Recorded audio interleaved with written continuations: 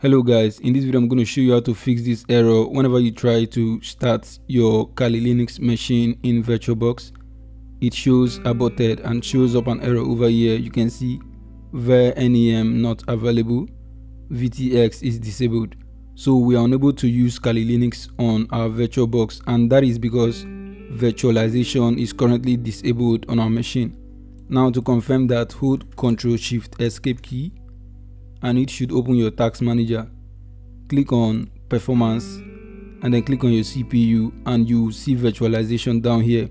You can see our machine supports Hyper-V virtualization, but it is currently disabled. So we have to go to our BIOS and enable virtualization. So we can close this, close VirtualBox. Now go to settings on your computer and then scroll down to recovery over here. Click on recovery. Now we are going to restart into recovery mode.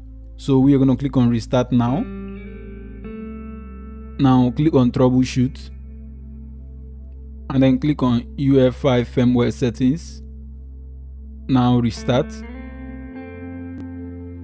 Now this may look different depending on the PC you're using. So I'm actually using the Dell PC, that's why you can see it this way. So you can see the virtualization support. So let's click on virtualization and then enable Intel virtualization technology. Now this may be different depending on the PC you're using. Now we can apply this change by clicking on apply and then exit. So it will restart and virtualization is now enabled on our PC. Now after turning on virtualization in our BIOS, we can hold Ctrl Shift Escape again.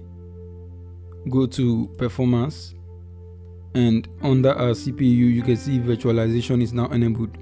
Now we can close this and then run VirtualBox. Now let's start our Kali Linux machine again. And you can see it is now responding.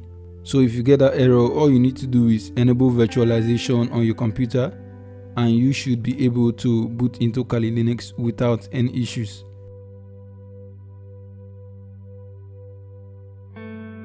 If this video was helpful, kindly hit the subscribe button and turn on your post notification.